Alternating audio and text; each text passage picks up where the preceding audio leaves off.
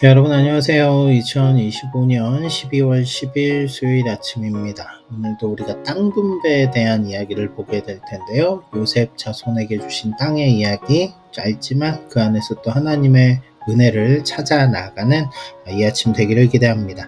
생명의 삶 말씀 나눔 시작합니다.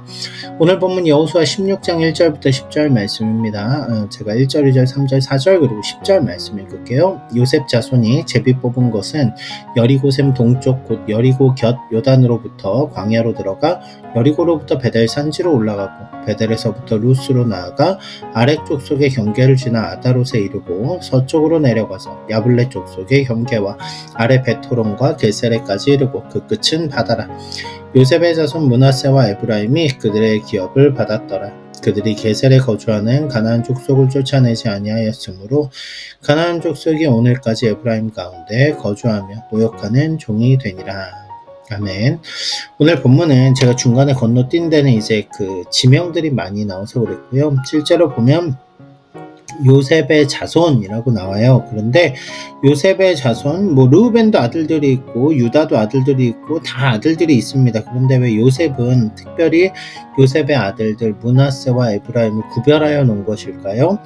장자의 축복을 받았기 때문에 그렇습니다. 장자에게는 원래 두 몫을 주게 되어 있거든요. 그러니까 요셉에게 주는 축복이지만 두 몫, 하나는 그 므낫세가, 하나는 에브라임이 받게 된 것입니다.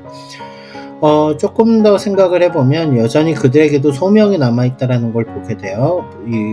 그들이 거주하는 땅에 가나안 땅 사람들이 거주하고 있으니까요. 또 하나 또 고민해보면은 하나님이 그들을 참 사랑하셨구나라는 걸 알 수 있어요. 이스라엘의 가장 중간 부분, 처음 요단강을 건너갔던 지역, 여리고성으로부터 바다에 이르는, 지중해 바다에 이르는 넓은 지역을 이제 소명으로 땅으로 주셨는데, 그 기업 되게 하는 것들은 이제 이들의 소명이겠죠. 그렇죠? 자, 이제 이 얘기를 조금 저는 이렇게 좀 풀어보면 좋을 것 같아요. 야곱은 누구보다 장자의 고난에 대해서 관심이 많았습니다. 그렇죠? 그래서 야곱은 형의 장자권을 빼앗아 와요. 그 큰 축복을 자기가 갖기 위해서죠. 그런데 자기가 받은 그 축복이 어디로 흘러가죠? 요셉에게 흘러갑니다. 요셉은 아버지의 편애를 입고 살았으나 형들에게 팔려서 애굽에 가게 되죠. 거기서 감옥에 있게 되고 결국 애굽의 총리가 돼요. 애굽의 총리가 되었다라는 축복 그 이전에 하나님께서 야곱을 통하여 그 사랑하는 아들 요셉에게 장자의 축복을 이제 뭐라 그러죠? 기업으로 주게 되고요. 인정해 주게 되고요.